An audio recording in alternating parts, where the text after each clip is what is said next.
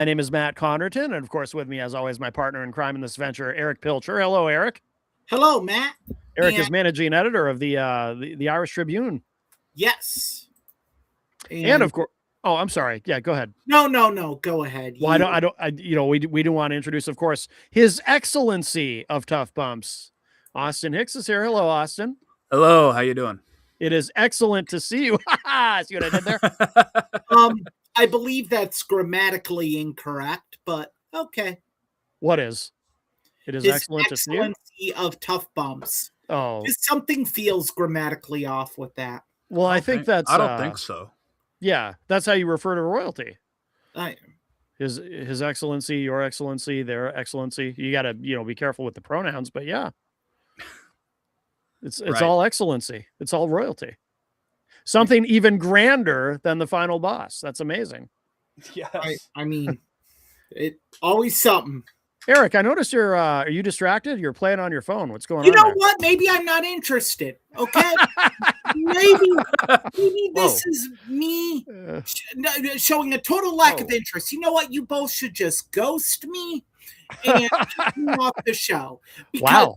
I have heard that that's how some so-called broadcasters choose to handle differences with hosts. It would seem so. So, wow, we got receipts. Yes. Oh wow. Our friend Charles Richardson apparently ran afoul of because he was, what is it called, the Josh Zodiac podcast? I don't know. Like, I thought I listened a couple of times, and I definitely thought Charles was the talent of the show. Yeah. I like the other guys. Look, let me just say this, and for those of you that are just listening to the podcast, you can't see the screenshot, but look, in this business, there's a level of professionalism that you should have. Mm-hmm. If I had an issue with either of my co-hosts, Matt or Austin, as executive producer of this endeavor, I would talk to them in private. I have. Now, I haven't had to do it a lot just because there haven't been any issues. Right. I'm very lucky in that regard. But to ghost someone and then basically throw him under the bus for you getting a restriction on YouTube because of language that wasn't even addressed. Yeah. Like, it's pro wrestling. I guess the whole situation just has me sitting here, and I told Charles that the individual just seems like a douchebag. And that hasn't changed at all now that we're 2-3 hours after all this went down. And, if you're going to sit here and hold a co-host to a standard, they better know the standard. Right. That's, I'm going to circle back to something about that, but just to kind of get everyone, just so everyone understands what we're talking about. So I'll just read very quickly the Facebook post that Charles put up, and then we can look at this this exchange that he had with I assume that's Josh Zodiac is the guy who is whatever the name was on the Christopher Fanning. I assume that's Josh Zodiac. So Charles posted this. He said, "Really pisses me off that I get deleted from a show and not told why, other than to be told that the show is moving in a different direction. I'm really tired of all the people I collaborated with for my show only to leave without notice. No excuses, no communication. Now I thought I found a cool podcast to link to and talk about wrestling, only to be kicked aside without being told what I did to be pushed out. This just pisses me off. Have some honor and respect to advise someone why they're being removed, especially not knowing what I said or did. This goes to everyone that I ran across who just blew me off without notice." I think is what he meant to say. "Many people, most likely all of them, are not on my profile and want to see this. Just venting, to be honest." And then update, As I'm typing this, I get a list of reasons, and that's what that picture is. I'm being deleted. All the issues, quote unquote, were never brought to my attention to be addressed or even fixed. One of them was about language and my aggressive nature on the show.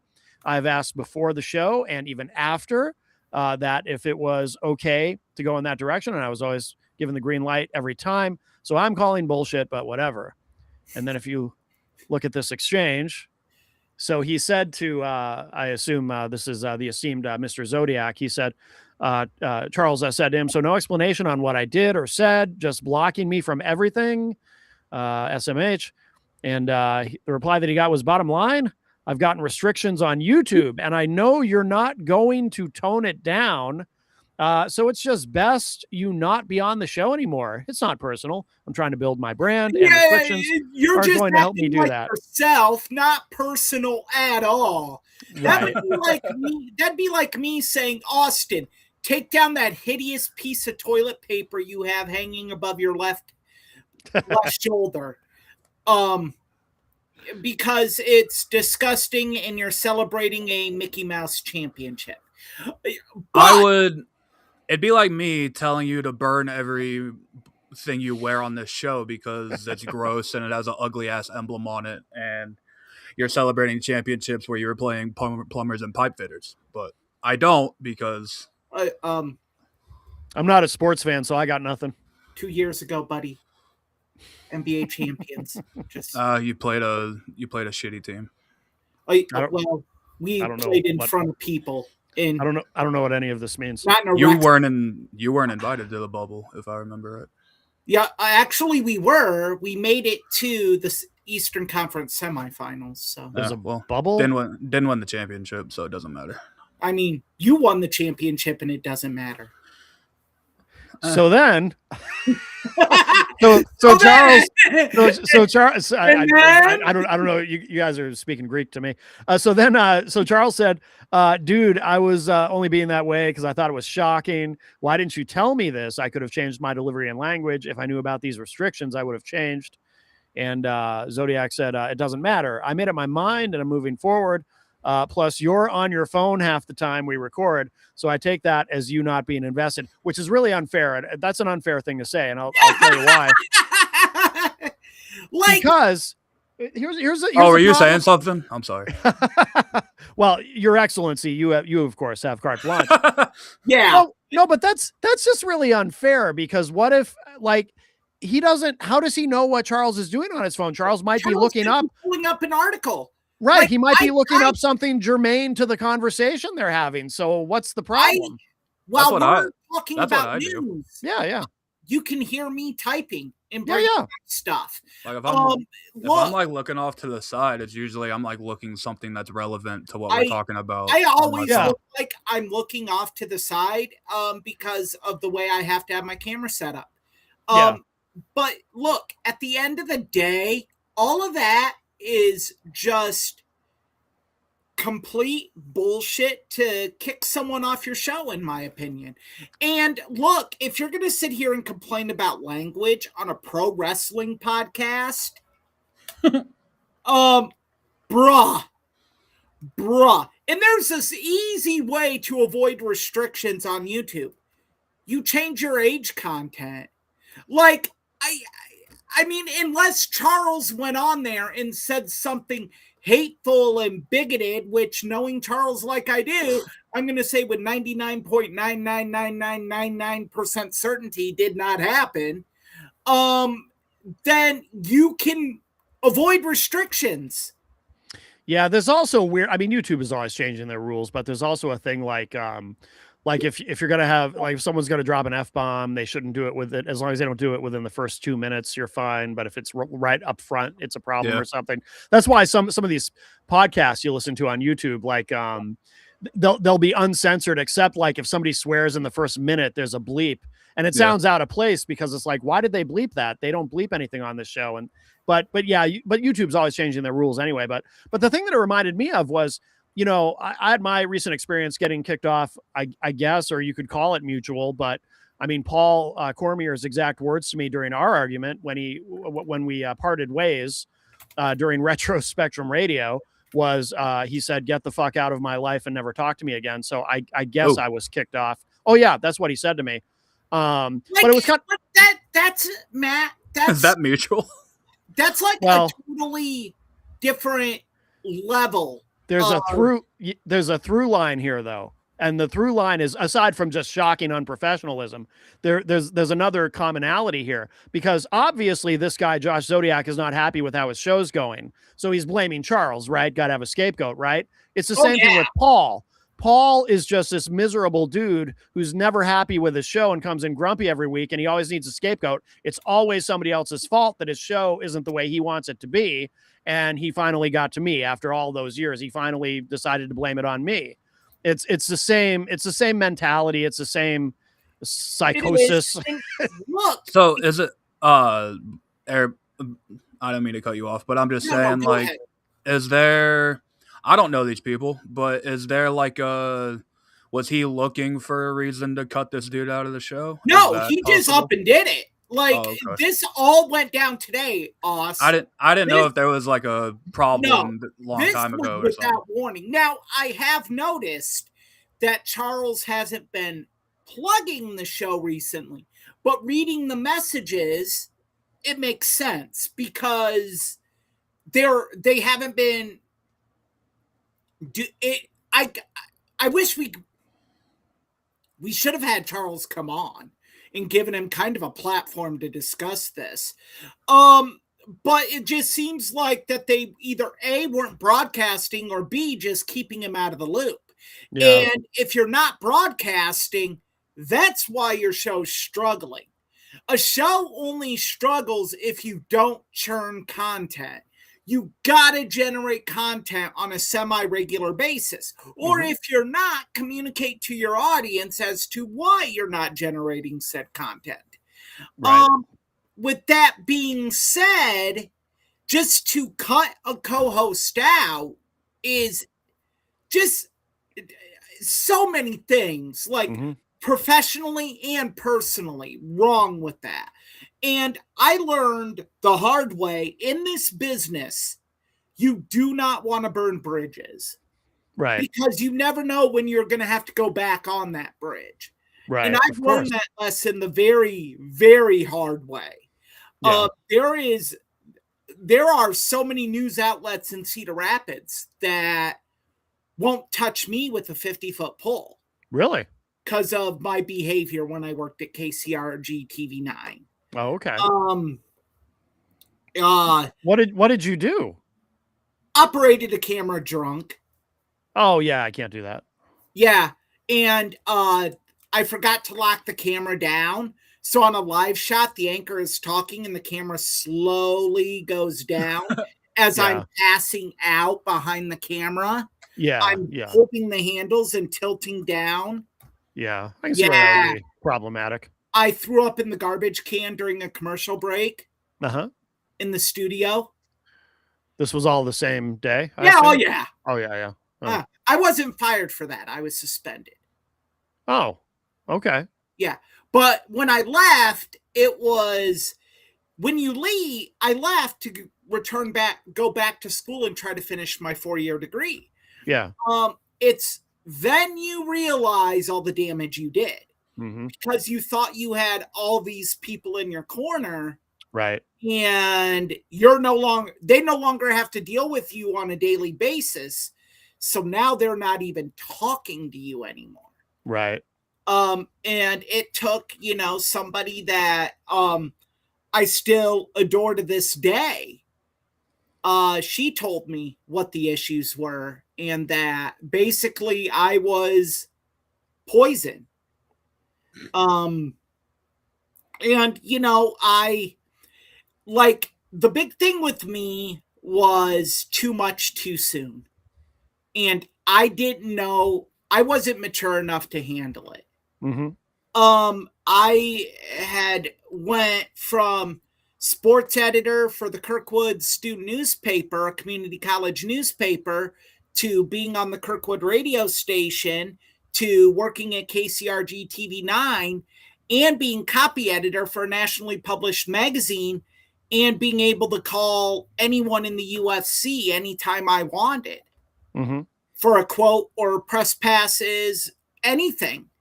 Yeah. So there was this aura of, fuck you, I can do whatever I want. Ah. And that trickled over into my personal life, and regrettable decisions were made. In this business, forgiveness is not a given. Mm. And Well, in life, I mean, in life in general, yeah. I don't cry about it. I don't mope about it. I know Yeah. what I did. I own what I did. Yeah. Yeah. I of course. have to deal with that. Yeah. Of course. And this Josh, James, Jeremiah, whatever the hell his name is, Zodiac, is going to have to deal with that because, Charles could be and I'm not trying to diminish Charles, he could be a very valuable asset. Right. Kenny, Absolutely. I mean, the guy does a very good show. Yep. The Charles Richardson Show. We should give that a plug as well. Yeah. Really knows what he's doing, and has given a lot of people opportunities Mhm. that I personally wouldn't have given opportunities to. So I know who you're referring to. I mean, even before there was oh, I just thought of somebody else. Yeah. Even before Mm. the scandal broke. You know what I'm saying? So there's been some questionable moments. I'm just going with one guy, and I didn't get it. As a favor, I listened to his broadcast for 4 hours on a Saturday. Yeah. And I'm like, this is the Crazy Joe show on crack. Yeah. This is just unlistenable. Yeah. I know who you're talking about. And people say we're unwatchable or unlistenable. Doesn't bother me because I've had others tell me different. So Yeah, fuck I 'em, go yeah. with those, but I just was like, so back to my original point. Yes. Hello, Boomer. Yeah. Boomer said, best part of the weekend is tuning in. How's it going, Hey. fellas? Yeah. Your some support. really suck. The best part is us. No, Bro, that's very nice. Thank you, Boomer 3517. Bro, Nice. I appreciate the kind words, but we need to have an intervention here. You know what I'm thinking about doing? I don't know. Do you guys think this is silly? I was thinking about reaching out to Charles and asking him if he just wants to do like a one-on-one stream with me where we both just kind of interview each other about our recent oh, that'd be cool. Yeah, about our recent co-hosting issues. You know what? Screw them both. That'd be cool, they're both douchebags. And one of them collects Hot Wheels. So yeah. And then has to come at our show. Like, yeah. I don't know if you see behind me, buddy, but I have a bunch of books made of leather and mahogany. Well, I'm a big deal. Yeah. Oh, I thought you were just talking about what you collect. No. He has mahogany books. Look at them. Look at those. Look at the hardcover and the leather. And you're very sophisticated. It's impressive. I have some books. Austin, we're not counting books that have more pictures than words. Okay. I have a bunch of stickers on my wall. Do comic books count? No. I read comics still to this day, but you can't compare them to like literature, like that's behind me. Right. Some works of literature. I mean, there are some books on there that you're like, that's not literature. There's not a mahogany bound comic book. Yes, there is. They're called deluxe editions. Omnibus. Yeah. Oh wow! I have no idea. My dream has always been owning the Sin City omnibus. I am going. Big I don't know when. Sin City. I am going to own the Superman one day. Which books, Boomer? Which books are for decoration? I've read most of these. That could be. Do you have a green screen? That could be an image. No, you might not even really be in front of those books. Oh man, imagine all the books just fell. You try to do that. I know. I mean, Wow. yeah, I can pull them off. So no green screen. All right. Well, anyway, so support for our We have friend Charles. autograph books on here by Bruce Campbell, Stephen A. Smith. Oh. Yeah, that was regrettable. That's probably cool when you bought it, but Yeah, yeah, like it was cool when I bought it. Now I don't want to get rid of it because it's like, I'll have it on there. probably worth Actually, a lot though. Actually, know who No, that is. it's like $20. Oh, tough. It's less than what I paid for it when it came out. Mm. I paid cover price for Of it course. when it came out. Of course. It was like $30. Well, all right. Anything Or else on our friend Charles? I am going to approach him with that idea. I think that would be fun, Um, but and cathartic. But you know what? I would even be willing to host it. yeah, I would ask you guys the questions and just let you go. okay, that'd be interesting. Oh, like a moderator. Yeah. I'd moderate it just so you guys can just focus on ragging on these two douches. Yeah, I like that idea. I'd moderate it if Charles doesn't have an issue with me moderating it. Okay, yeah. We'll check with him. We'll Because I don't like both these guys now. right. Yeah, me neither. Yeah. I mean, well, it's hard to like a guy when he's like, "Get the fuck out of my life." Yeah, he literally said that to me. Have you talked to him since, Matt? No, I don't hear from him. No. I mean, I don't hear from anybody associated with that show. And we work at the same radio station. Oh, that's got to be difficult. Well, no, because our paths don't cross. But yeah, but that's right. You don't. We have different schedules, but we're both, part of WMNH. But I mean, no, whatever. Kudos to you taking the high road, which it is the high road, even though you're going to do a podcast riffing on him. But that I think once you like, I can get low.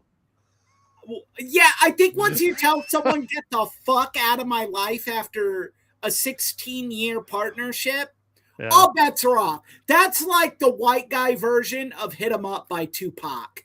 Yeah.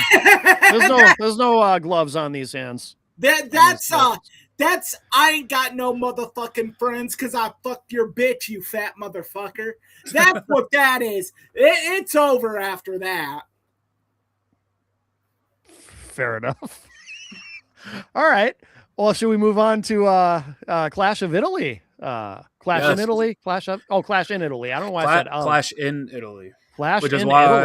Which is why we came on later than usual, because this started at 1 o'clock Central Time. I don't know, Matt, was that like 2? I am really fed 2 up o'clock, with these international shows. Really? Well, the next PLE is also an international show. Imagine that. Why don't you like the international shows, Eric? Like, it's overkill. I think that I remember when the international shows were. I liked it back in the 90s when they were like a bigger deal. You know what I mean? Like once a year we got like Insurrection or One Night Only, and it was a really cool thing. But this was the first time they've ever had a PLE in Italy. Great. I don't know. I think it's cool. I mean, I don't know. There were some booking decisions that yeah. I was just like, what are we doing? Booking wise, a couple matches stand out to me, but I think overall the show was good. I thought it was a solid show. I liked it. My main issue, and I'm just going to get into it right now, isn't what I think your guys' main issue is going to be, because we all said it was going to happen, so we can't get mad that it happened. I think I know what you're about to bring up. I think. Yeah, I think I do too. What are you doing, hot-shotting a title that is a little over a year old constantly, and just to get it back to the same person? Becky Lynch. Oh, that's not what I was thinking. Is going to be a 4-time Intercontinental Champion, and the title is a little over a year old. Right. Like, true. That's true. I hadn't thought of that, actually. This is stupid. What are we doing? Like, Triple H said on the CM Punk documentary, titles do not make the wrestler. They're trying to make the women's IC title make wrestlers, and it's not working. I think as far as the women's IC belt, I agree with what you're saying about Maxine Dupree, because I'll be honest, she shouldn't have won that title at all. No. But AJ holding it for a month is odd, but I think they can do something cool with the Sol Ruca run, where if you didn't watch the show, Sol Ruca beat Becky Lynch pretty much clean for the IC title, and I think it would be cool if Sol Ruca just has a run after this. Like, I don't think the belt needs to go back to Becky. Right. I don't want it to, because you kill someone's run when you give them a title and then just hot shot it right back to the person they beat. Yeah. I mean, it's like you're playing hot potato with a championship. Never a problem, Charles. You're welcome. Yeah, Charles, just quickly for our audio listeners who can't see it, Charles just said in the chat, "Hi there, gents. I'm overwhelmed with gratefulness with the support you guys are showing me. Thank you very much. You're welcome. We always got you, Charles. Got your back." Yep, absolutely. Yeah. But yeah, I was watching it and I'm like, I didn't know what to think, because I'm like, are we really watching this? Are we?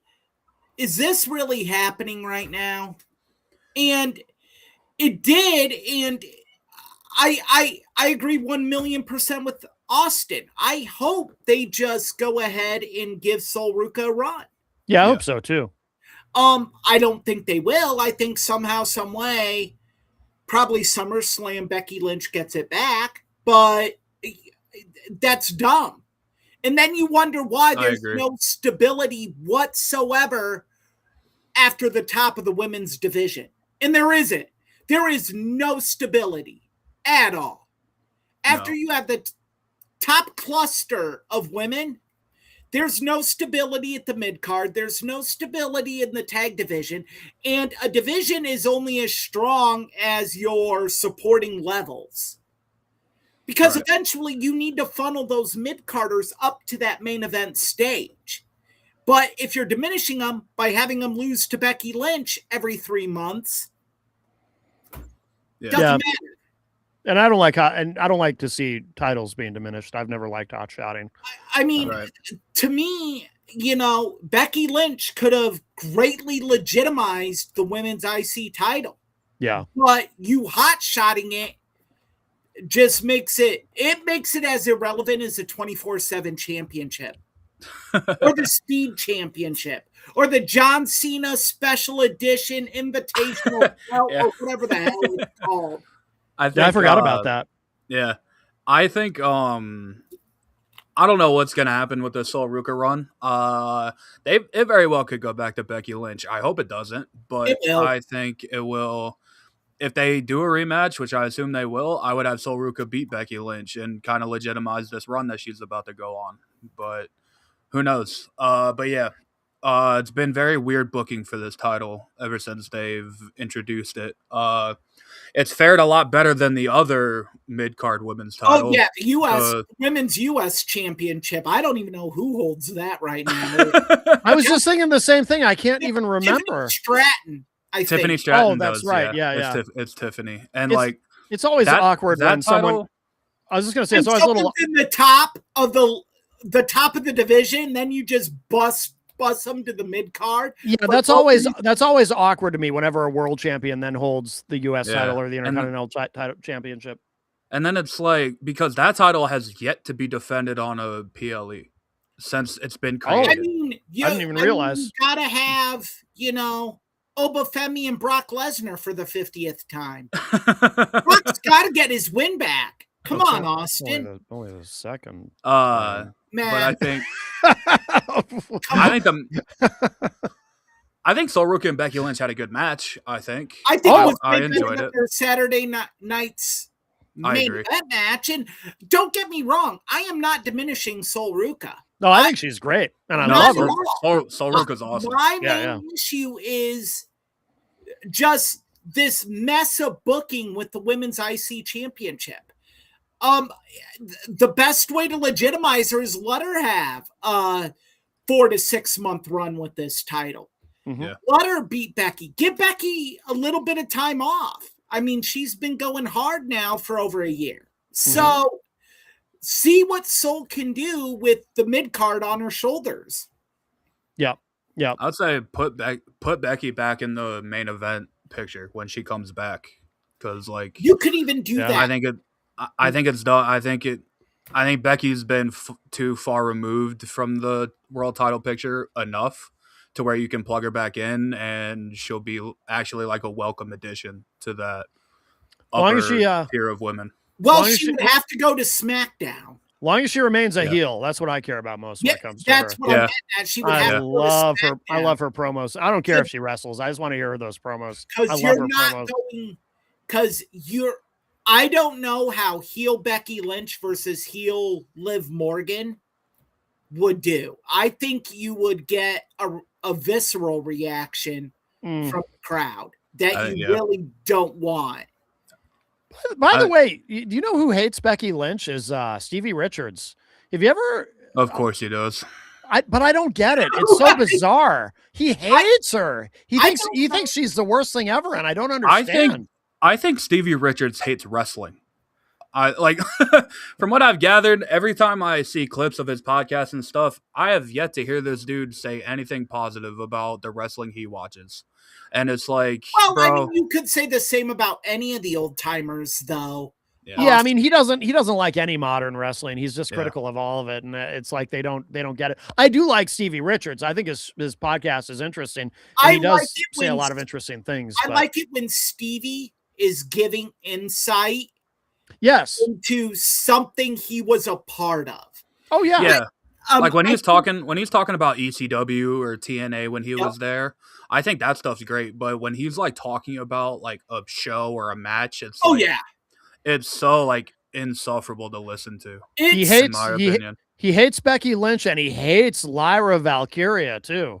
That's I'm another not- one. He just I'm thinks. not a Lyra fan either. Oh, you're not? Oh, see, I like am. her. I think she's really good. Lyra, I I like her a lot. Yeah. think whether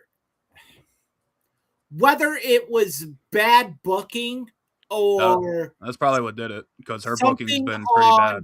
something behind the scenes with her, something didn't click, and now she's in purgatory. Yeah. That's just like the best analogy, and it sucks for her, but I love Got it. plenty of time to fix it though. She's very Her- young. I mean, she's you got a long do, career ahead of her. but the powers booking- that be got to be willing to let her Yeah. fix it. But, They like, will.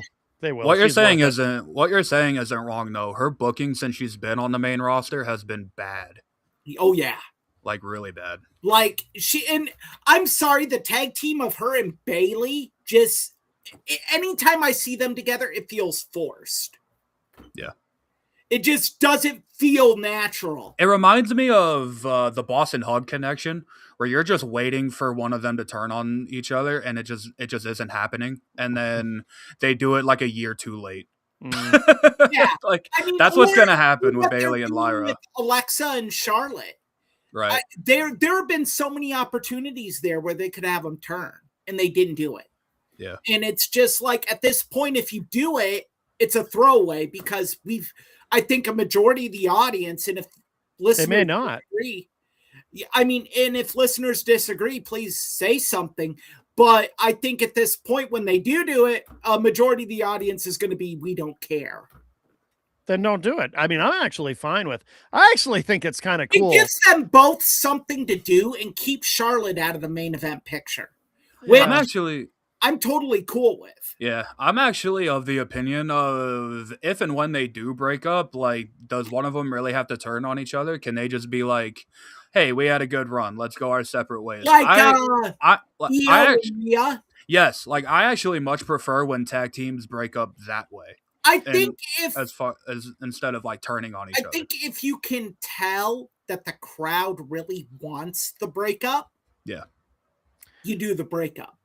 Yeah, but what I like is that we're in a time where, because it used to be geez, when I first started watching wrestling when I was a kid, it was so predictable with that. You'd see just the tiniest hint of dissension within a tag team, and it's like, oh, okay, now I know exactly what's going to happen. Right. They've teased that they're going to break up. Now I mean, how many, like for years, they've teased a breakup of the Street Profits, and they still haven't pulled the trigger on it. And I actually find that kind of refreshing that, you know, it makes it seem more realistic that you can have two people in a tag team who maybe they do have disagreements, but that doesn't mean one of them is going to stab the other in the back. And I like the lack of predictability of that. With the Street Profits, I actually like that they're still a team. I think there's a lot of mileage you can still get with them as a team. I agree. But when I think when they do eventually break up, I think a turn is going to happen, because I think there's a lot of money to be made with Montez Ford as a heel, in my opinion. Oh yeah. I think him as a heel would be great. I do too. Actually, I agree with you. A lot to be, you know, I think you really got to pay attention to what the crowd wants in that, you know, the crowd should dictate what you do with the tag team if you break them up, whatever, you know. So, but I do not like Lyra and Bailey. Well, we didn't have to see either of them on today's show. Right. Or Lyra technically was in the crowd. Oh, that's right. I forgot. Yeah. I forgot. Well, should we talk about let's see what else. So we talked about which match were we just talking about? Solar and Becky. Thank you. Yes. So let's see. Oh, so we should probably talk about, because I think we're going to argue about this, and that's fun. Should we talk about Rhea Ripley defending against Jade Cargill? I'm telling you this right now. Yeah. This was the best match on the entire show. Wow. I don't know if I would go that smoking out of that vape pen. This was the best match on the show. It was good. Rock was better than that. Okay. I don't know. Austin, I don't know if I would go that far, although I could be convinced, but I will say this, and I'm going to build on something I've said to you guys before. I think Jade Cargill just generally is so much better than she gets credit for. I think at a certain point it became cool within the IWC to just shit all over her. I think she's better than she gets credit for, and I think she really proved herself in that match today with Rhea Ripley. And notice the announcers too. We're really kind of, you know, saying, you know, wow. I mean, I forget exactly how Michael Cole was putting it. Now Corey Graves said it, but they were really kind of pushing that narrative too, that, you know, we're really seeing something from Jade Cargill in this match. I thought it was very good. I don't know if I would agree that it was the best, but maybe it was actually, but I thought it was excellent. I really liked it. And I think Jade Cargill, I continue to say, I think she's so much better than she gets credit for. And maybe after that match, she'll start to get some of that credit, and she'll kind of turn the IWC, except for Eric, who is about to shit all over her. Go ahead, Eric. Before Eric gets started, I want to say this was, I think, Jade's best match of her entire career. Agreed. Like, this match was very, very, very good. Charles didn't like it, apparently. I guess Charles is on Team Eric with this one. I guess so. Okay. All right, go ahead. Is you both finished, or is you both done? I said my piece. Did you say your piece? Awesome. Quote unquote shit on Jade Cargill here. I will say, most improved wrestler in professional wrestling. Okay. She Progress. has shown me she is a main event talent. Okay. Oh, good. Now, okay. Good. My issue is that if you're going to do a rematch should be different than the original match. And I didn't see, for me personally, enough differences between the WrestleMania match and this match. And I don't know what it was, but it just came off as very, this is generic, and I'm sorry, flat. Yeah, no, I don't know. I think I just went into it. I disagree. Yeah, I think I just went into it thinking Rhea's gonna win. Yeah. And so maybe mentally I just checked out. I never once thought that Jade was gonna win this match, but look, I think Jade has vastly improved from my criticisms of her. Good. I think she I think you still got to be careful with who you put her with. You're not going to be able to put her in a feud with a Sol Ruca because you are going to have two women, pardon the pun, green as goose shit.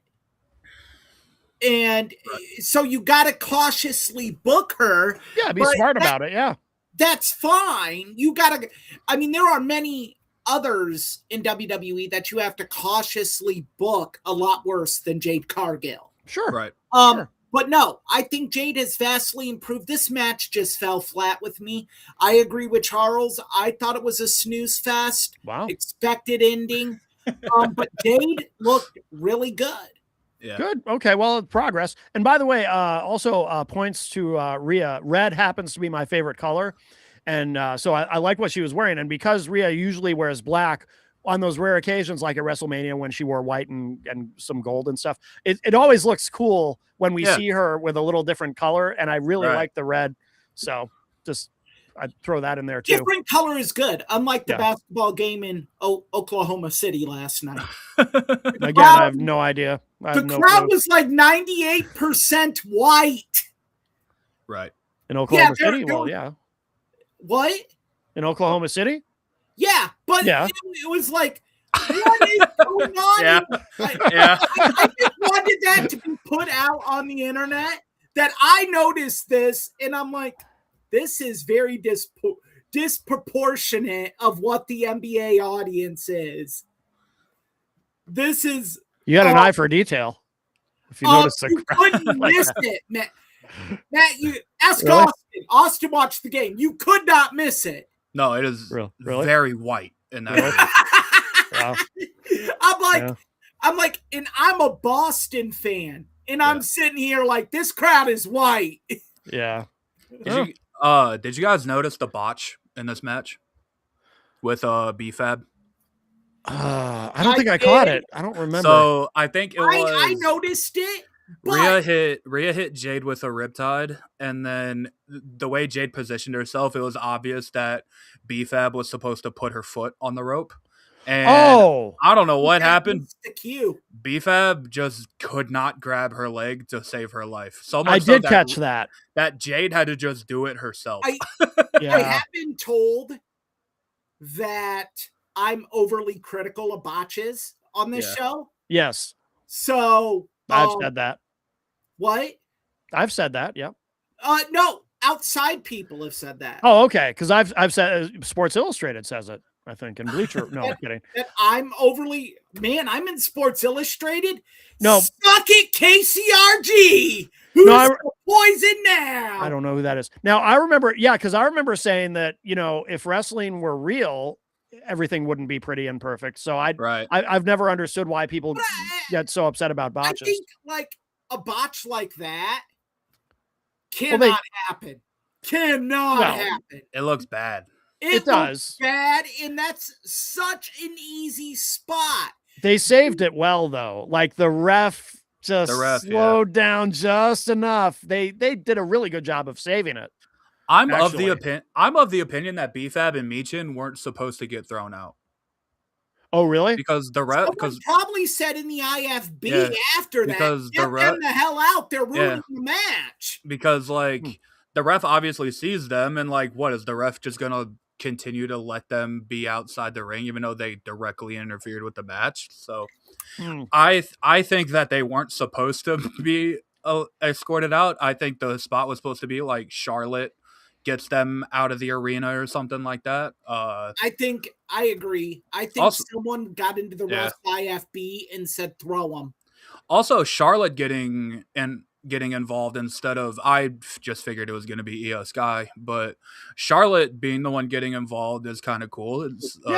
It's a decent character arc for her because one of Charlotte's biggest rivals is Rhea Ripley, throughout her career. So I like that too. A way to get Charlotte back into the main event picture. I think eventually, because I think it's been enough time to freshen her up. Yeah. I just don't think it's time to job Rhea Ripley out to her. Right. Because I think they're gonna do Charlotte and Jade first. And then I would assume Charlotte would beat Jade and then move on to Rhea or something Or like that. whoever the champion is. Right. Right. No, but I think they are building to Charlotte versus I could Jade. see it maybe at Survivor Series. Hmm. I don't see it happening at SummerSlam. That's a money match. That's something you build to. Yeah. You don't. They're both tall women. Yeah. That's the selling point, Matt. Yeah. Well, well, so it kind of is part of it though, because just visually they look equal. Superhuman. Yeah, like I get Amazon women. Amazonian, I believe, is the politically correct term. Amazonian. Oh, yeah. Sorry. But yeah, great match. Eric My favorite. Silver, Mr. Politically Correct. But yeah, great match. It was my segue. It was my favorite match on the show. I know that's a hot take, but I really enjoyed this match. You know what my favorite match of the show was? What? 7 F5s. Oh, that was brutal. That was so that. brutal. Oh my! How do you kill a push in you know it's 15 moves? It's gonna. It's hilarious. It's hilarious. When the show starts, they show the people walking into the building and stuff. Yeah, they did it with Oba, and the look on Oba's face, you could tell that he was losing this match.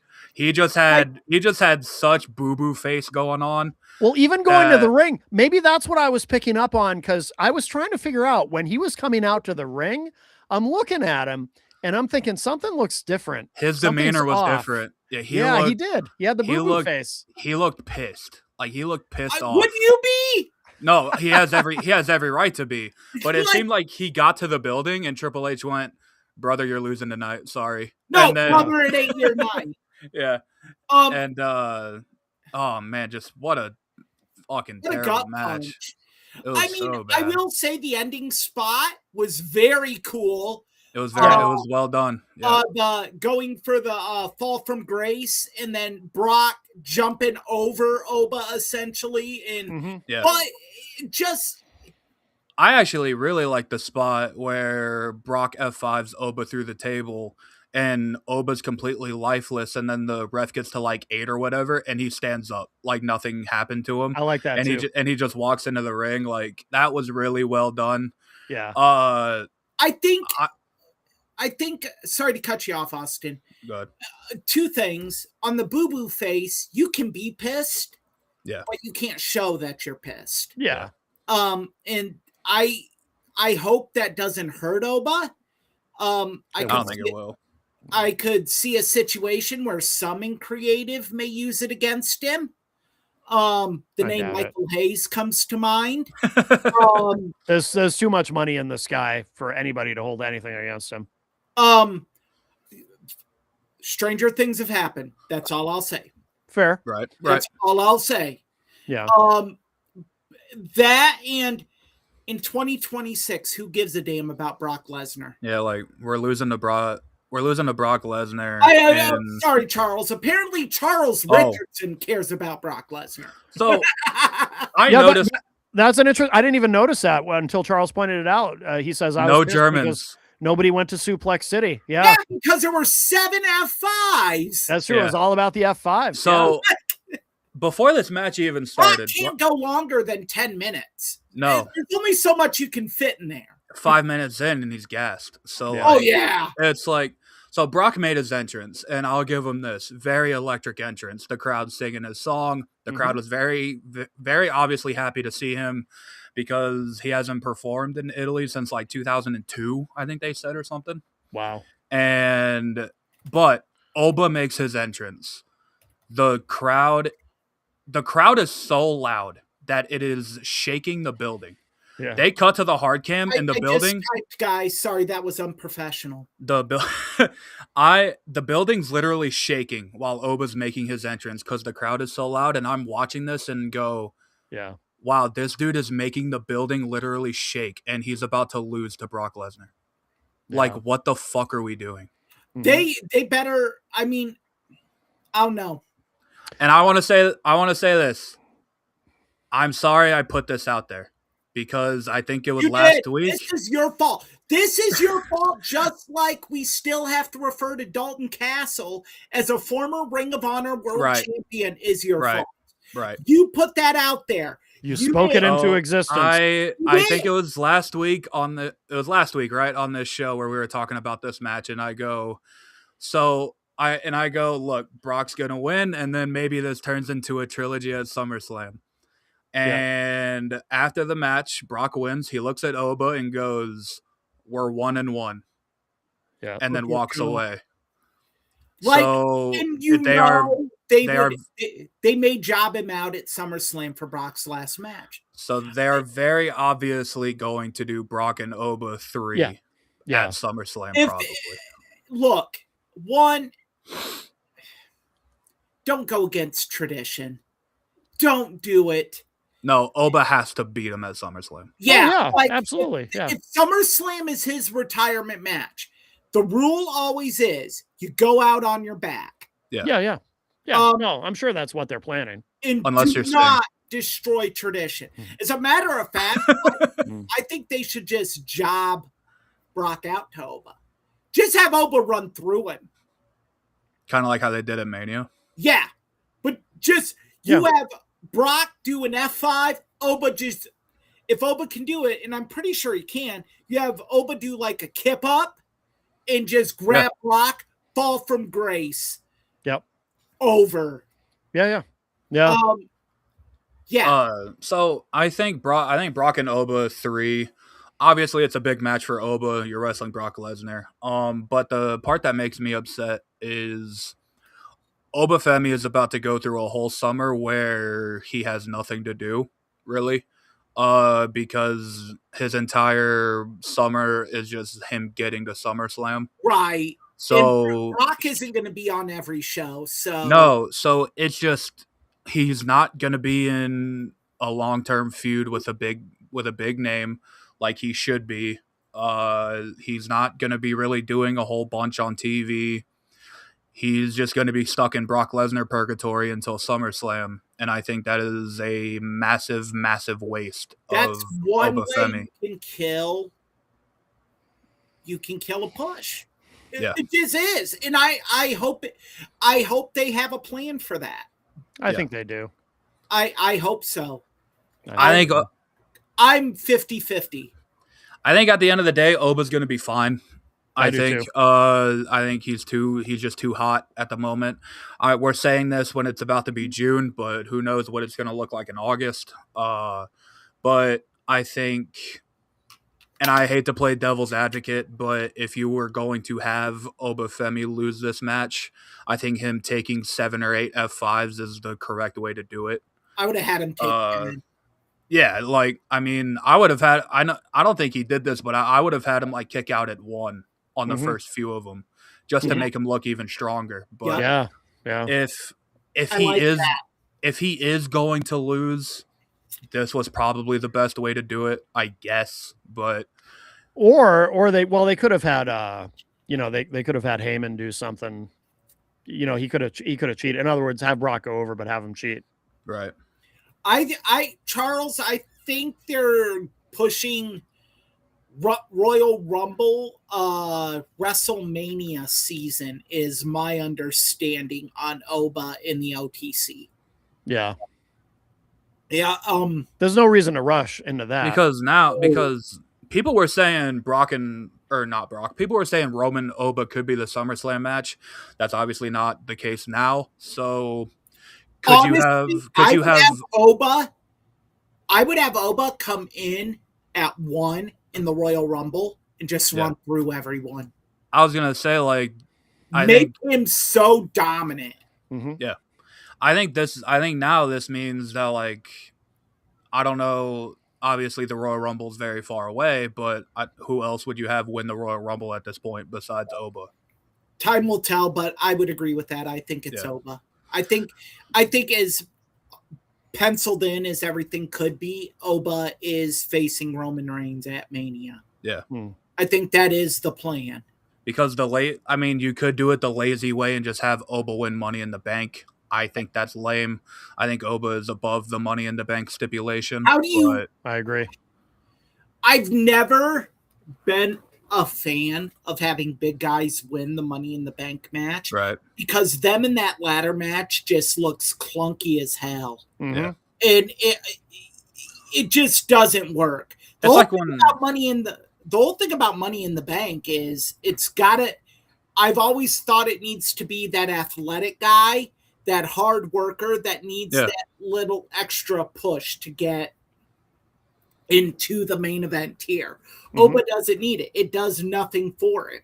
no. I agree. I agree. It's like when Braun Strowman won it that one year. Yeah. It's just kind of a Yeah. waste of the briefcase. Yeah.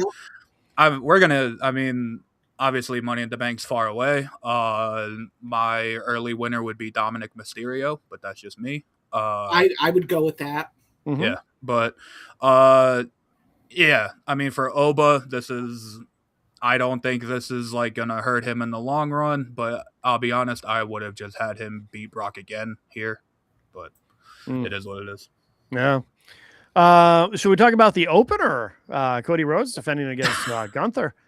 I thought that I actually really liked this match. I thought it was I did too. a good match. I did too.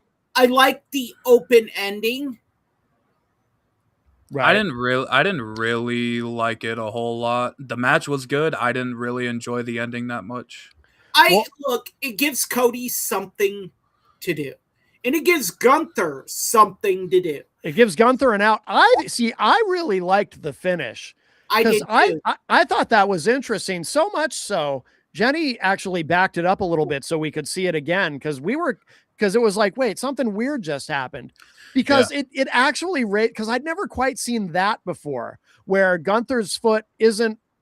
I'm sorry, Gunther's foot is under the rope, and then so on the 3, Cody turns him so that his foot's no longer under the rope, but it was under the rope at the beginning of the 3 count, which actually raises a legitimate question. What if? So it wasn't still under the rope on the 3, but if it was under the 1, then does that make the pin invalid? I think I'd never seen that before. I think the commentator said so. Like, if Gunther's foot was under the rope at all, like the pin should have been voided. Right, right. But Matt, I actually never thought about it this way with Cody turning Gunther to where his foot's no longer under the rope. If that is actually the case, that's actually brilliant in my opinion. Yeah. But the way they shot it, it just looked odd. It legit looked like Gunther just raised his foot up, which made it look weird. But yeah, if like they showed an alternate angle and Cody legitimately moves Gunther to where like that's actually kind of brilliant in my I'll say that. But. Yeah, I'd never seen a finish like that before. I love whenever I really pop for that on the rare occasion because we kind of feel like it's all been done, but then when we see something creative like that we've never seen before, and it gives Gunther a legitimate thing to bitch about. And it's and obviously Cody can't claim that he didn't know because he did, or why would he have turned him? So Cody knew. So I really like that. That's some really interesting storytelling. And I thought the overall match was really good too. Yeah. Gunther and Cody have good matches whenever they're together. I assume this would lead to a rematch at the next PLE or whatever down the line, I would imagine. But yeah, I thought the match was good. The finish in real time looked odd to me, but maybe I could turn around to it if more is explained about it. You know what I thought though was my favorite match of the night? Mm-hmm. Main event. I was going to say there's only one left. I will say Rome. I actually did like Jacob and I really liked the story they told, and I think this was Jacob's best match he's had in WWE. I agree. I think it was a definitive end to the story. The one thing I did not like is the MFTs. Oh God! Oh God! Because it's like, how many times do we have to see Roman Reigns, whoop Solo Sikoa's ass? Dude, I looked over. When I was watching and I saw Roman look over, and I saw it was Solo Sikoa, I just went no. Like at least they didn't look like juggalos. Like Yeah, this, Fuck, I hate that. you're not Because- down with the clowns, Matt. I have a story which I'm probably never going to tell, but You want some Fago? no, But I learned to like the Fago's Juggalos, actually but pretty good. I just don't like their face paint is hideous. But I think we all agree on that. but it's just like The this Insane Clown Roman. Posse or the MFTs? The MFTs, Oh, yeah, It's just this Roman run isn't. It's like the exact opposite of kind of what I wanted this title run to be, because it just seems like we're moving backwards. yeah, Back we're into more- rehashing feuds Like here. we're just doing bloodline lore, which I'm sorry, it's 2026. I don't fucking care about the bloodline anymore. Nope. I want to see Roman. I want to see Roman be his own guy. I want to see Roman wrestle people he's never wrestled. I want to. Roman run through everyone. So Yeah, that way, when you do, if you do Oba and Roman at WrestleMania, it means so much more when Yeah. Oba wins. Because It's just, I think they're just happy Roman's around, so they're like, oh, we're gonna give him guys that he's comfortable with. yeah, we're gonna give him his Yeah. family. because Yeah, he is we're gonna part time. We're gonna give guys that we know he works well with. Yeah. That works until the audience is like, I seen this. I don't need to see it again. I think there's another story brewing, though. I think that there's going to be, because remember that when Roman told the Usos in the ring when he was trying to kind of get them back in the fold, and he said, I'm not asking you to serve me. I'm just Right. asking you to stand with me, kind of implying that he doesn't necessarily want to be the leader, quote unquote. He just wants them to all be together. But Yeah. then, because I planted a seed for something, I thought, and then they deal with Jacob that night, Jacob challenging for the title. And then off mic, you hear Roman say to the Usos, you got to talk some sense into him, reverting back to when Yeah. he was in charge. So I thought, okay, they're doing something nuanced here. He's telling the Usos basically, no, we're all equals now. But then at the very end, he's giving them orders just like he used to do. So I Yeah. think there might be a story brewing there I in think- terms of how the bloodline plays out this time. I was paying attention to the aftermath of this, where he's looking at Jacob, he's looking at the Usos. Yep. He looked like old Roman again. He looked like Yeah. the head of the table. He looked like the tribal chief, where he's telling Jacob Fatu to fall in line. He's looking at the Usos as like, you got to deal with him. You got to make sure he's with us now Mhm. and stuff like that. Like I was really paying attention to it, and it's just like, I think the overall story is that he's gaslighting his family, that Mhm. like he just wanted the title again, and now because Roman's never changed, and like Right. and he might says he has, but his body language tells a very different story. And I think that could be interesting. Mhm. I think I'm just not really interested in Roman versus Solo Sikoa. I'm just really not. Yeah. Same. Roman and Jacob I was cool with because we never seen that before, and Jacob's great on the mic. He's great in the ring. I think this match was a lot better than their Backlash match. Me too. But yeah, it's just we're recycling old bloodline stories Yep. where you can still do bloodline stuff, but make it new, make it something Right. we haven't seen. And Right. I don't know. It's just so like, I don't want to see Solo Sikoa fight for a world title. That's No, I really don't- what, I that's really don't what I'm either. getting at. I'm with you. I'm with you. I don't want to see that either, really. Yeah. Well, and that was all the matches. Any other Yeah. right? We're not forgetting anything. Any other thoughts I don't on think so. Clash in Italy? Yeah. Overall, I thought it was a decent show. Yeah, I liked it. I thought it was solid. Is what it is. It's an international show. Good job. Yeah. Oh, that's right. You don't like the international shows. Nope. Well, we're not. The one in June's also international. Oh shit. It's Lovely. in Saudi Arabia. Well, I won't watch that anyway. So. Yeah, he won't. Yeah, Night of Champions. will not. Night of, partake. not going to watch that. Eric will not partake, which I respect. Oh, me and Matt will tell you about it on the show. Hey, please do. Because gonna watch it, Wrestling Inc. sucks with their live updating. Oh, they do. Yeah, I know that. They're awful. Yeah. Like you're sitting there hanging like for 20 minutes for the end of the match. And it's like, have you guys not learned short form typing? You know, Does anyone like Eric? Well, Eric, you know him, right? Don't you know Raj Giri? I do know Raj. I used to work for Raj. Yeah, tell him. Raj does not own it anymore. Oh, I didn't realize that. He doesn't? Yeah, Raj sold it. No. Yeah. Oh, I didn't know that. I had no idea. Raj sold it. Oh, all right. And that's why it sucks. Because I guarantee if Raj still owned it and Josh Houseman was still a part of it, a lot of the shit that goes on WrestlingInc.com would not be happening. Oh, I'll be damned. Okay. Top stories would not be editorials. Okay. You know, presented as news with grammatical errors and just awful. There's a lot of sloppiness. I've noticed it. It is just, it's like, what are we doing? No. All right. Well, should we move on to the next item on the undercard? Would that be well, they're 2 short items, so we can get to the main event, which I'm really excited for. Yeah.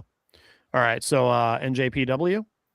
Yes, new ownership. Basically, Bushiroad Incorporated has announced it has transferred all of its shares in New Japan Pro Wrestling to the television network TV Asahi in the media conglomerate Cyber Agent. Yeah. Which is awesome. I think it's awesome. I hope this gives them a TV deal in the United States, or at the very least, a streaming deal here in the States, because New Japan World sucks. It's New Japan World is a very awful streaming service. It is so archaic. Yeah. Like, they don't even have an app for it. Really? It is literally, you have to go on to Chrome. You can't even use the web browser. Edge. Yeah. Oh. Yeah, right. You have to stream it on Chrome. So you can't stream it on a TV unless you connect your laptop or your tablet. Okay. Mm-hmm. So I think like NJP, like New Japan World, you have to almost manually search for everything you want to watch. Like you can't just search for matches either. You have to find the event. Yeah. Oh, that sucks. Yeah. If you wanted Kenny Omega's when he ran through the G1 Climax, you had to find each individual event, and then you had to find each individual Kenny Omega match. Yeah. It's just, think of Netflix if it was run on the same operating platform as Napster. It Wow. reminds me a lot of like Peacock when Peacock first launched, because the Peacock UI when they first launched was horrible, especially when they added the WWE stuff when that deal was going on, because they didn't have like a dedicated WWE tab yet. Yeah. So you had to manually search for every wrestling show that you wanted to watch. So it's kind of like that for New Japan, which really shouldn't be, because New Japan World, it only does New Japan stuff. So like, I guess AEW's on there too. Like, no, not anymore. AEW has been removed from New Japan World. I did see that. Yeah. New deal. Oh, gotcha. Oh, because of my AEW. Yeah. Yup. Yeah. And Asahi TV doesn't have a deal with them. Right.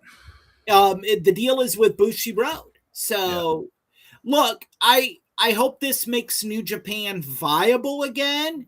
Yeah. And New Japan needs a lot of work to become viable again. They need stars. They need another Bullet Club. Let's be real. They need another flash in the pan. it's just rough because whenever someone in New Japan starts to become a name for themselves, they get scooped up by AEW or WWE Well, almost immediately. But the thing is New Japan used to do long-term deals. Yeah. They used to do 2-year deals with an option for a third year or something like that.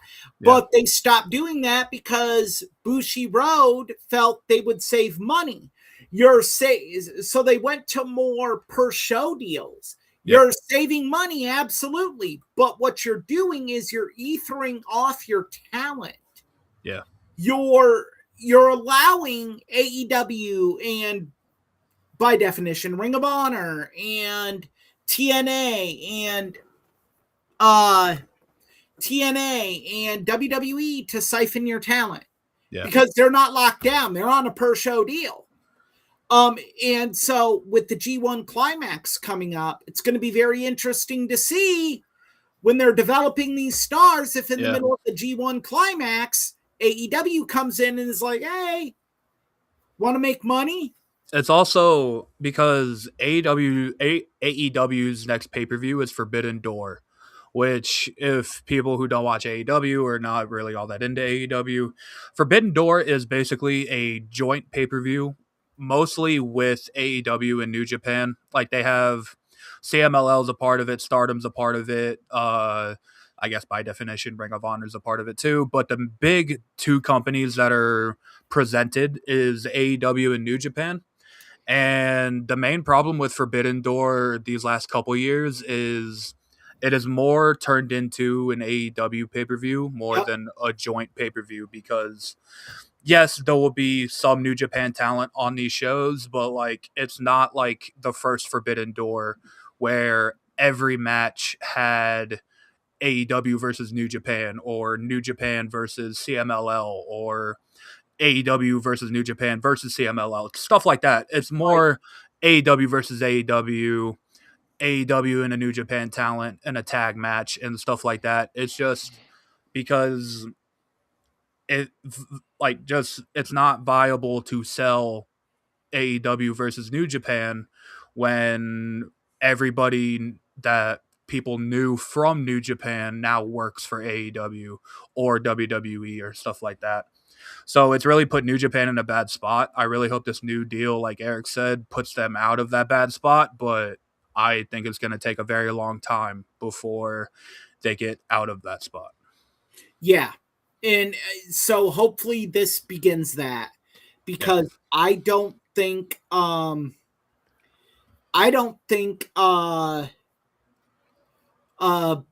Bushiroad was fully vested in it for the last few years. So, but last story, AEW's growing. New pay-per-view, AEW Redemption, Sunday, July 26th. It is in Montreal, Quebec, Canada. Hey guys, I'm gonna let you do your thing for a minute. I'll be right back. Okay. Okay. I'm gonna take myself off for a minute. All right. Okay. I trust you. Don't do that. I think right, Austin. Every bad thing we've ever wanted to say about Matt. No. Yeah, of course. Oh, look at that in the chat. I bet all those books Eric is sitting in front of are fake. No way he can read. Well, hold on. Yeah. There. Not fake, douchebag. So I think for AEW, I want to say now this puts them at 12 pay-per-views a year. It does. They now have a pay-per-view for every month now. And look, I think the big thing here is it's great to have 12 pay-per-view premium live events. Yes. And I like the strategy of having it in Montreal. Yeah. AEW has a very good fan base in Canada. They always come out to their shows. Montreal is such an underserved area of Canada too for professional wrestling. So it's good that they're getting, because when you think about, and this is unfortunate, when you think about Montreal and professional wrestling, you think of three words: Montreal Screwjob. Uh-huh. And then you think of Montreal Screwjob Part 2, where Vince recreated it. It was with Rock and Mankind, right? No, Rock and Hogan. Oh yeah, Rock and Way Hogan. out. Yeah. So yeah. Yeah, I think it's great. Look, as critical as I have been of AEW, they have been doing great things lately, making some very good decisions. Yeah. I believe I read that buy rates for Double or Nothing this year were 15% higher than Revolution. Yeah, I heard like astronomical number. Yeah, like our Double or Nothing was like a massive success for AEW, and it just shows right, kind Austin, you can't say anything bad about that now. He's back. I'm back. I think AEW, they're kind of on a hot streak right now. They're selling more of their shows. Why you got to put that up, Matt? Oh, I'm sorry. Is that someone you know? No, it isn't. But while you were gone, I had to prove them wrong. I actually picked one of the books off the shelf, and it's okay. Yeah, well, hey. Okay. I mean, it's not the coloring books they're used to reading. So right. Sorry. And I think to me, at AEW adding a pay-per-view makes all the sense in the world, because now it puts them at 12 pay-per-views a year.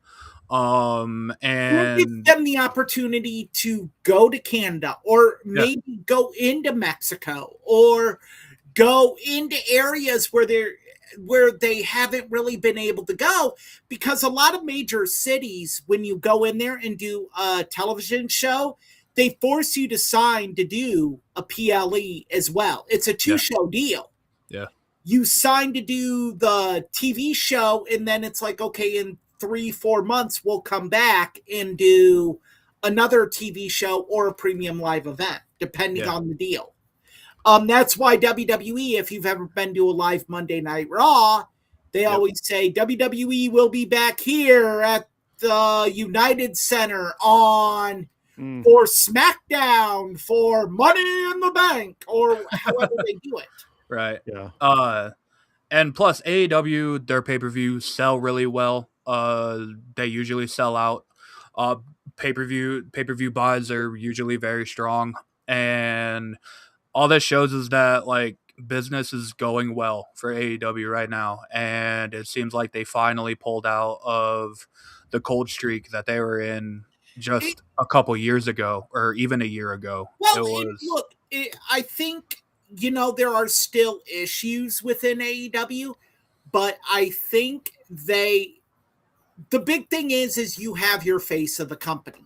Yeah. And it's hard to do this, but they found a great way to do it. The face of that company is MJF. Yeah. And it's very hard to have a heel as the face of your company. Yeah. I don't know. I mean, back in the day, they did it with Flair, MJ. But MJF does it really well. Yes, Flair was the face, but you had face A right under him. You had Dusty, you had Sting, you had, you know what I mean? There was that complimentary face. MJF is the guy for AEW. Oh yeah, 100%. And anyone that disputes that, you're wrong. And I don't know what to tell you, because MJF, if AEW needs an interview, MJF is doing it. And so, but no, I think this is nothing but good for AEW. And I'm very interested to see what they do for Redemption. Yeah. With it being in Canada, it's hard to not. Well, the Owen Hart finals will obviously. I assume that's where it'll be at. That. But yeah, that'll be a big part of the show. The main event, I said this on the show like a week ago, I think. It would be, if they're in Canada, I would assume that it would be very hard to pass up doing MJF and Kenny Omega again. I don't know if you would have MJF beat Kenny twice, but if you're gonna have Kenny go over, I would accept it at this card. Right. I would be on board with it. And I would be even on board with you having Kenny carry it into All In at Wembley. Yeah. Because this is the pay-per-view before Wembley. And you're calling it redemption, which it would be redemption for Kenny. Right. In more ways than one. I didn't even think about it that way. Yeah. I think you can mark it down now that the main event of this show is probably going to be MJF and Kenny again. Kenny's health bearing, of course. Right. Yeah. Right. I think, but yeah, usually their AEW pay-per-views are great. They're long, but they're great. You get your money's worth. You definitely do get your $40 worth buying these AEW pay-per-views. You guys probably talked about this, but I've just heard people say that this last one was like maybe one of, if not the best AEW pay-per-view ever. I have watched every AEW pay-per-view. Yeah. Double or Nothing. I wouldn't put that out there. I would. I fucking love AEW. I would say that Double or Nothing was maybe a top 3 pay-per-view they've ever put on. No kidding. Wow. Yeah. That's bold. Yeah. Well, that is bold, my friend. Wow. Wow. All right. Well, very good. Should we move on to the main event? Yes, this is All exciting. 30 years ago, everyone. Oh God, 30 years. God, WCW Bash at the Beach. Yeah. I mean, look, I'm not gonna go through the entire card because the entire card is irrelevant. I will say though, we don't have to talk about every match, but the opener, right? Rey Mysterio Jr. and Psychosis. Well, in that era, any WCW opener was amazing. Mm-hmm. Yeah, because it was cruiserweights. Just a quick rundown. Bash at the Beach took place July 7th, 1996. It took place at Daytona Beach, Florida, in the Ocean Center. Attendance was 8,300. And the commentary team is Bobby Heenan, Dusty Rhodes, and Tony Schiavone. And the buy rate is a 0.71. I don't know how good that is for WCW, but at that time it was great for wrestling. Right. Yeah. Yeah, no doubt. It was great for wrestling because look, at this point the business was still down. Right. But you had 2 prevailing storylines that summer. You had who was the third man of the NWO? Yeah. And on the other side, you had the rise of Stone Cold Steve Austin. Mm-hmm. And sub-story, where was Bret Hart going to end up? Right. That was a big deal. Because it overshadowed Shawn Michaels' championship run at that point because the pressure got to Shawn. And anytime the pressure gets to your champion, the product suffers. And I'm not going to say that Shawn is the reason WCW was able to go on that 83-week run. No. There are people who say he is. No, I think the reason they went on this run is this show right here. It was a fresh idea. Yeah. And look, and there wasn't a lot of quality opponents for Shawn. You had Mick Foley, him and Shawn had a great match at In Your House Mind Games. That's an awesome match. That was probably the best match of Shawn's first championship run. Up there with the Better Friends, Bitter Enemies match he had with Diesel. Oh, yeah. Those 2 are the best of his run. But Austin definitely overshadowed it. And I saw something that this was 30 years ago this year. That's 30. crazy. And I saw that and I just got so reminiscent on this. Yeah. because I lived this. I remember watching Nitro the night Scott Hall came through the crowd. Yep. And I was like, insane. Like even watching it back, it's still just insane to look at. but Yeah. now what I will say is I knew it was going to happen. I didn't know they were going to do that. Right. In one of the Apter mags, the wrestler, Apter had said that Kevin Nash and Scott Hall had signed with WCW. Yep. So you knew they were going. Yep. Yeah. You just didn't know when they were going to show up or what they were going to do or what. You knew nothing. And then to have Nat Hall show up like that. Mhm. Yeah. Because I think it's great how Hall did it was he looks like Razor Ramon. He has the toothpick in his mouth like Razor Ramon. Interesting story about that. Yeah, I know. And he gets on the mic and he talks like Razor Ramon. He goes, Yep. "You know who I am, But you don't know why I'm here." Yeah. WWE sued Turner over that. Yeah, they Oh did. yeah. Yeah. They did. Yep. But yeah, I just remember that moment. Yeah. WCW became must-watch Monday Night TV Mhm. because before that it was you don't have to watch Nitro. You can watch the 3 or 4 weekend programs on TBS and find out what happened on Nitro. Right. Like WCW Saturday night.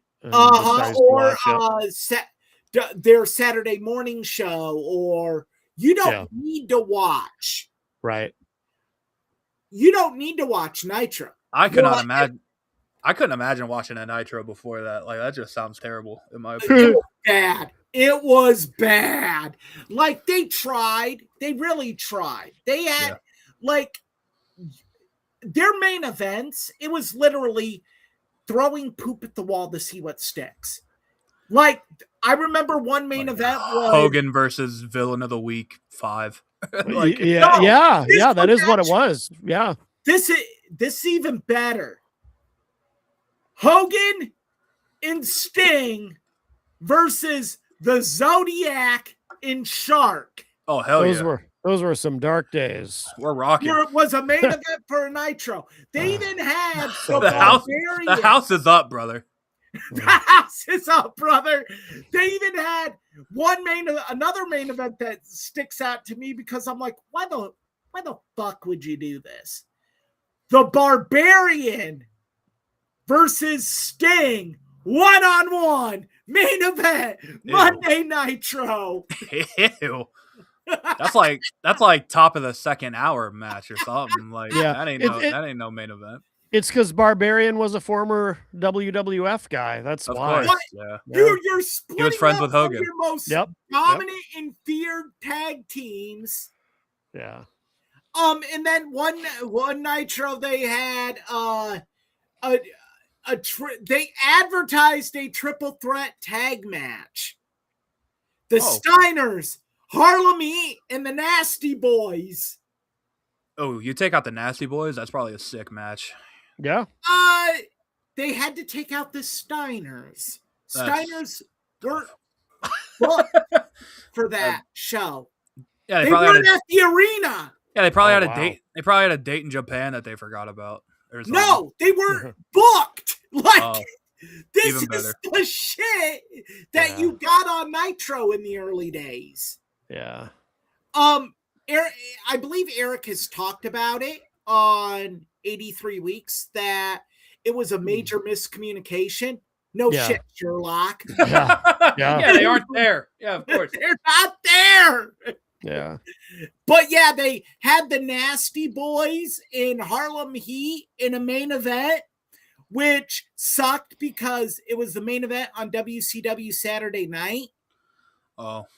That week. And they built it for 2 weeks, but you're giving it away on a Nitro. Why am I going to watch it on Saturday night?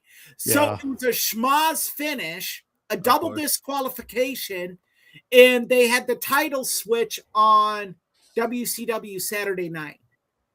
Yeah. Which you're like, why didn't you just do it on Nitro, have the return match, None of it made sense. Yeah. But no, that made Nitro must see, because then you're like, well, who's going to show up? Mhm. And everyone sits here and says the Mabel was the third man. Could you imagine? Oh. You know what a common thing was, and Matt, I wonder if you'll agree with this, or if this was going on in your neck of the woods. But is Bret Hart gonna join up with these guys? Oh wow. Oh yeah. Yeah. Because you didn't have the internet then. The internet Right. was just starting. Right. All we knew is Bret Hart had appeared in a Johannesburg, South Africa show, and his contract was up. So he was free and clear to go join Scott Hall if he wanted. Because you know what we did have at that point? We had those AOL chat rooms, and everybody, like, and everybody in the chats would talk Or, about, is it Brett? Maybe it's Brett. Maybe it's Brett. They call it like RSPW or something like that. Does that ring a bell to nobody? No, I just remember Okay. the AOL chat rooms. Yeah, Okay. the chat lines in AOL were all, Yeah. is it Brett? Is it Brett? Yeah, Is it yeah. Brett? And so, yeah, Dave Meltzer is full of shit. Mabel was never considered to be the third man. Oh, Meltzer claimed that? Yeah. Oh wow. It's I a knew Meltzer claim. I knew that was out there. I didn't know. Could it you came from imagine? Meltzer. Could you imagine? Like It would not Randy Savage is laid out. They cut to the ramp, and you just see Mabel walking down to the ring. Oh It god. would not. The The company podcast would company not would have died right there. Yeah. I think. Yeah. It was just, Yeah. It would not be called 83 weeks. It would be 83 seconds after that Yeah. happened. 2 weeks or something. 2 weeks. Not Yeah. even. Not Yeah. even. And, like, and the other big rumor about the third man, and I think Kevin Nash has even said it himself, is that Sting was going to be the third man if they couldn't That get was Hogan. the backup Yeah. plan. Yeah. The backup Um, plan. Yep. Do you guys think that would have worked if No. Hogan backed out, or did it have to be Hogan? It had to be Hogan. I And- agree, but there's some people that say like Sting could have made it work. No, not It at would that. have been shocking initially because Sting had always been a babyface. So that's the only thing about it that But the might have problem helped, that but it still would have fallen flat because It wouldn't. Sting had no association with the WWF Right. at that point. Yeah. So Yeah. And it wouldn't have been the organic build we had to Sting and Hogan at Starrcade 97. Yeah, like does he ever become Crow Sting if No. that doesn't happen? No, I don't that think happens. it does. Because after Hogan joined, Crow Sting came from Scott Hall. Yeah. Because Sting was like, I don't know what we do now with me.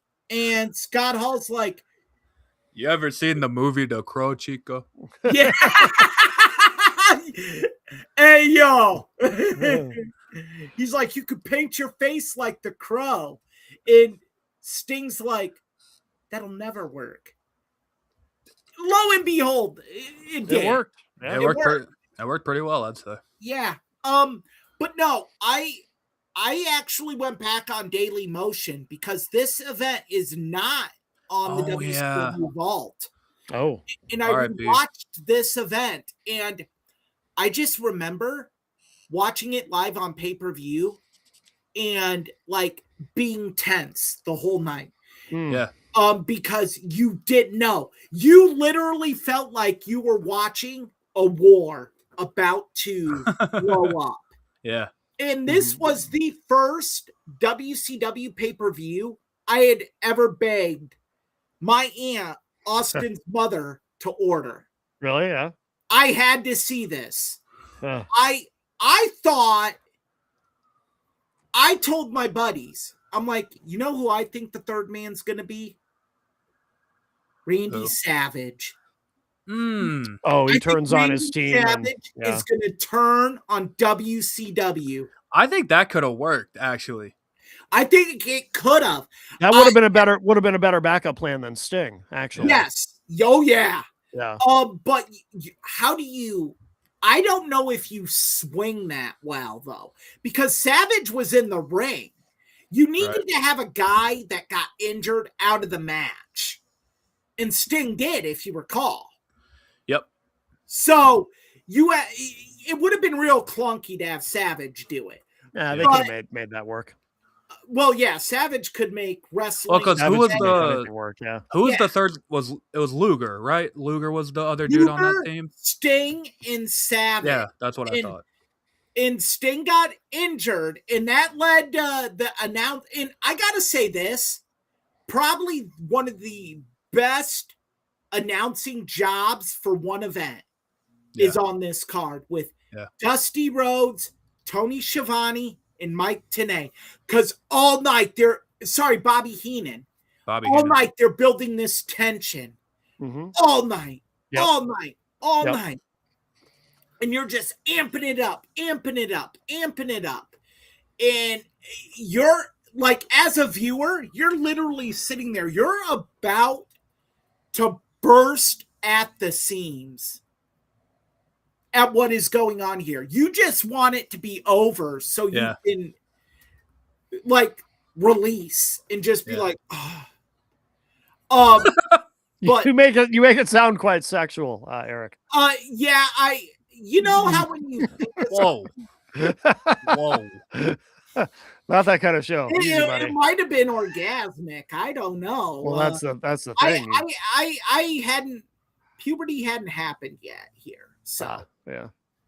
Wow. So yeah, it could have been. That might have been my first face moment. I was gonna say, are you trying to tell us you blew your load watching wrestling? Well, for the first time. You say it like that, it doesn't sound as magical. It really doesn't, does it?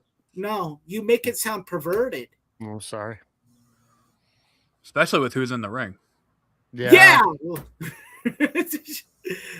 Yeah, the most ardent Hulk Hogan hater blew his load cherry when Hogan turned.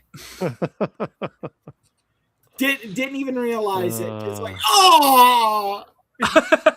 Oh, good Lord. And we're kicked off YouTube. Yeah, we're done. We're done. We're joining Crazy Joe on the suspended lot. On Rumble. On Rumble. Crazy Joe on Rumble. Yeah. Rumble in the jungle. I was gonna piggyback off the commentary thing. It's like one of the best commentary moments of all time when Hogan's actually walking to the ring. Dusty. Because you have Dusty going, "Go get him, Hulkster, go get him," and then Bobby Heenan right afterwards, "Whose side is he on?" Yeah, but whose side is he on? Because is he the third man? The viewer watching it is like, yeah, Hogan's not turning. Like, are you fucking insane? And it's so perfect for Bobby to say that. Because Bobby, for so many years, has said Hulk Hogan's a snake. Hulk Hogan's a cheat. Hulk Hogan's a liar. So you don't even think anything of it. That's why when people are critical of Bobby Heenan saying that. No, it's magic. I'm like, no, it is on point for Bobby to say that. Yeah. Because then you're comforted. The conquering hero is coming. Yeah. And then you're like, I remember that is the most shocked I've ever been at professional wrestling. Oh, me too. Yeah. And then for Hogan, in as much crap as I talk about Hulk Hogan, Terry Bollea, his promo was beautiful. It's actually an incredible promo. It is fantastic. I always say the best promos come from kernels of truth. Yeah. And I think it's like years of just pent up frustration from him that come out. Yeah. And I mean, it was legit. A fan jumped in the ring and Kevin Nash beat the hell out of it. Yeah. Yeah. They're literally filling the ring with garbage. Yep. Yeah, like it was cut out of the network broadcast, but it's on the Daily Motion broadcast, believe it or not. Kevin Nash just potatoing some fat fan. And it's Hogan's promo is really well done because if you just look at the dynamic of Hogan's career, it's just like he's talking about Hulkamaniacs and like the Hulkamaniacs are running wild and you can hear them like, I want to hear you. The first thing Hogan says in this promo is, Mean Gene, you got to tell these people to shut up if you want to hear what I got to say. And to have Mean Gene in there doing an interview. It was perfect. Yeah. Perfect. Like, you're like, oh my goodness. And then you hear the defeated Bobby the Brain Heenan. Yeah. I've never been so sad to be right. Yeah. I've told you all for years. Yep.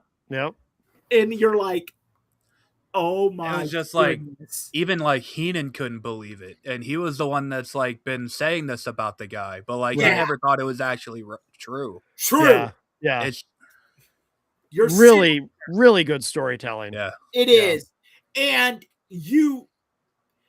I think what gets lost in all of this, because everyone talks about the fall of WCW, but the build to this moment, like I've forgotten about their appearance at the Great American Bash.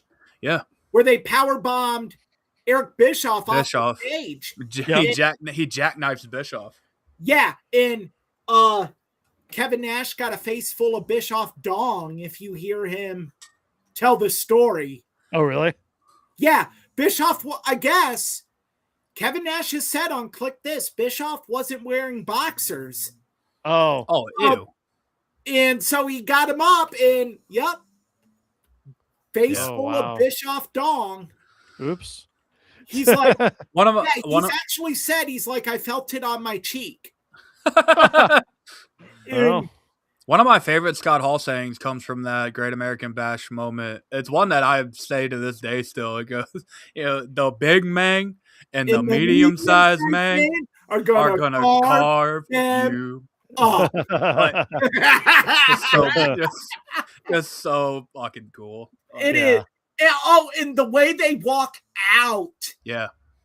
Just the whole coming out and like, and you're sitting there and oh man, the whole build, that whole summer, I just remember you never made plans on Monday night. Because even after this, you had to see what happened next. Yeah. I remember being at Rob Deason's house watching Nitro, and we're pissed that Hulk Hogan isn't going to be there. Yeah. Hulk wasn't at the next night on Nitro. Yeah, he was like at the one after that or whatever. Yeah. It was Hall and Nash just raising hell again. Yeah. Yeah. But yeah, the bash at the beach card, you can talk about other matches on that card, but you forget all of them. Oh yeah. Because that moment just lives in just history. Yeah. I think, I mean, is I know it's very like hyperbole to say, but like this is the greatest heel turn of all time. Oh yeah. I agree. And it's almost not close either. Like because it's just you never expected it. Like you never expected it to be Hulk Hogan, even though Hulkamania in WCW, the red and yellow Hulk Hogan wasn't working, but you never expected Hogan to be like willing to make that change because it's very easy. It was very easy for Hogan to kind of just stay the course, make his money, not really care what the fans think, but for him to be willing to do that, and it led to what it led to, like it's unbelievable almost. I mean, like, I remember watching this event back this week, and there is so many times that a card sucks and the main event can't even save it. Yeah. Mm-hmm. This card is such a landmark card because the main event was the card. Like, you forget that Ric Flair became the U.S. champion on this card. Yeah, beat Yeah, Conan. I forgot that. Yeah, Ric Flair became a WCW Grand Slam champion on this card. Yeah. Um, The WCW title's not on this card at all. No, it's not, because Yeah. the Giant isn't on this card. Yeah. Which I think is by design. How are you going Right. to have the most powerful, biggest, most powerful man staying in the locker room during this hostile takeover? Yeah. Right. This is the face of your company. Why isn't he going to be there? Right. But you don't even remember that, because No. this was it.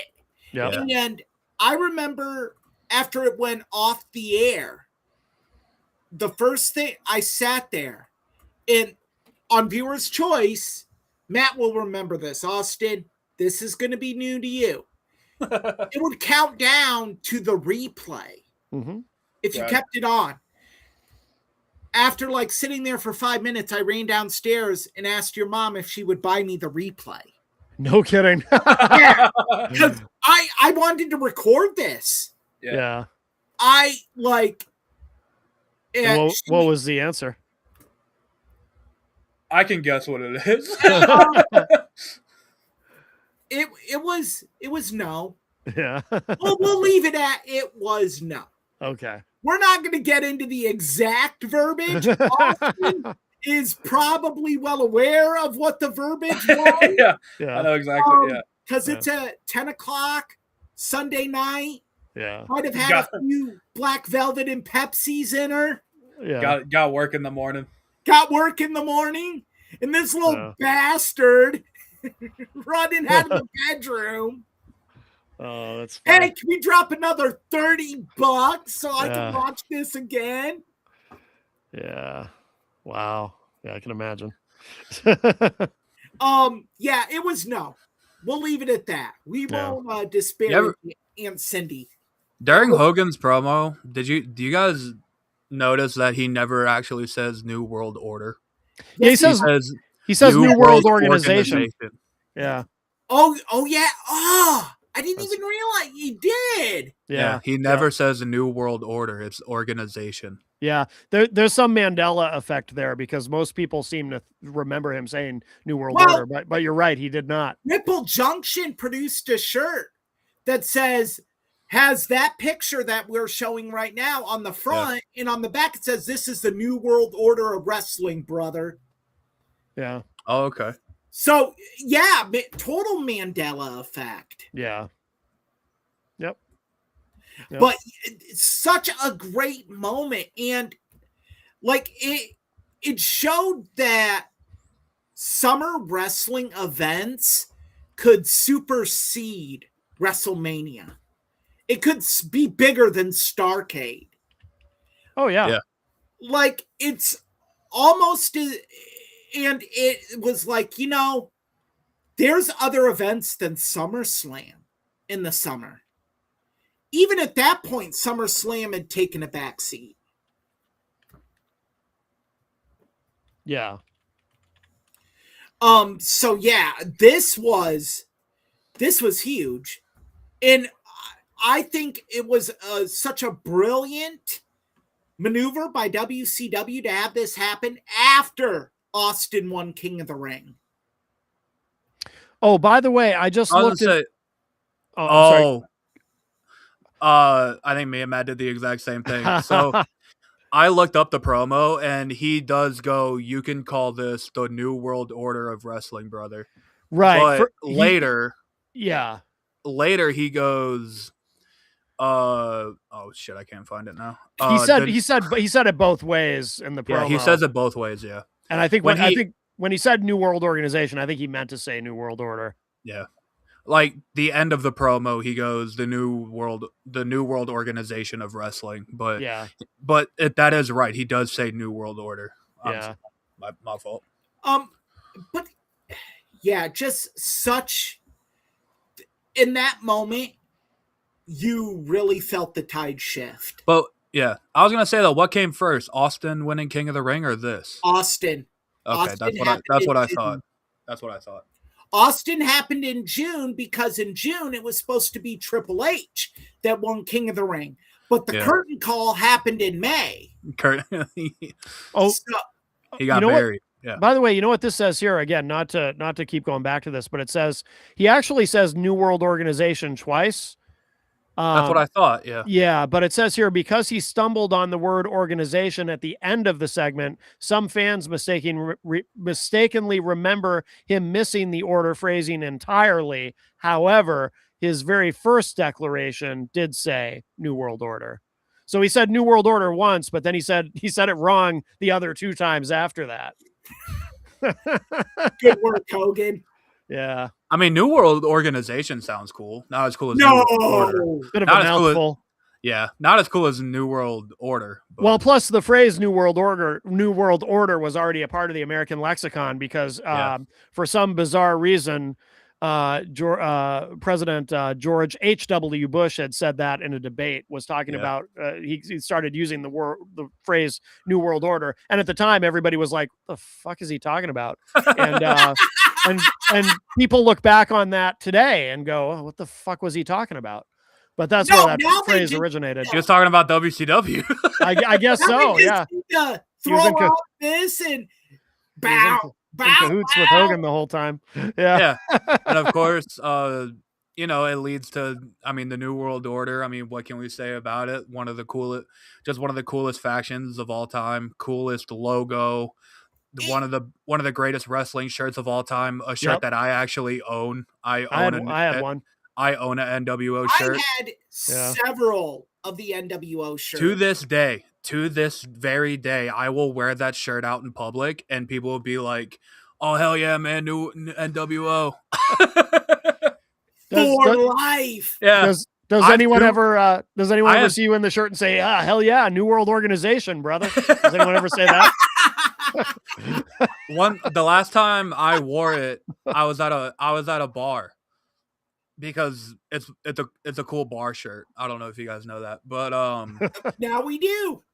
A dude legitimately two-sweeted me. I've never met this dude in my life. Yeah, I legitimately got two-sweeted because I was wearing the NWO shirt.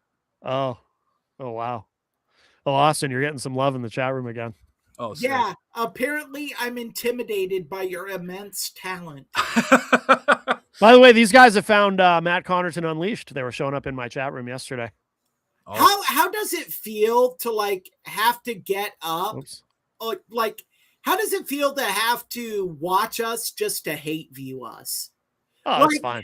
How miserable is your life? I don't mind the trolls at all. It's engagement.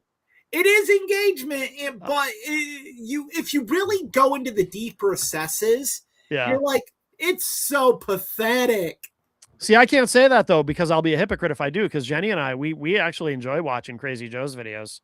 So, I just honestly, you know what I do? I'm so mad that his dumbass got suspended. Yeah. Because I'll just start the video, pause it, and click more and read the transcript. Oh, really? Yeah. No, I don't have to listen to him. And then I just hit dislike and I'm like, okay, it takes me like a minute. Well, what we do, and I'm not saying this to be funny, this literally is true. We actually just speed the videos up so we get through them quicker. And then if he's going on one of his Gen Z rants, I'll type in Ratso to see if he talks about you at all, or Donkey Boy, or Brokeback, because then it'll take me right to where he's going on a tangent about us. Oh yeah. So yeah, I'm like, oh, okay, good to know. I'm like, if he could actually learn how to read engagement stats, he would see that his average time of viewership dropped immensely, but I doubt he can read. Are you guys Gen Z? Is that why he talk shit about Gen Z or what? I'm Gen X. He is very confused about what Gen Z is. Oh yeah, totally. He's completely baffled by all of it. Like all of that. He doesn't grasp the generations. Right. No one's explained it to him. It's very confusing to him. Yeah. Well, I'm Gen Z. It's people born between 1997 and 2012. Yes, you are the problem with everything in society right now. Hipster, dipster, douchebags. Yep. Yep. He hates he hates young people. I think he hates anyone under the age of 40, to be honest with you. Fair. Yeah, like, but that's not Fair. Gen Z. Like, No, hates but he anyone doesn't. younger than him, Oh, Basically- you guys are Gen. which is You- everyone in the. You guys are Gen X, right? which is like, I would say probably 85% of the world's population is younger Yeah. than Crazy Joe. Well, yeah, he's what is he like 70, like mid to late 70s now?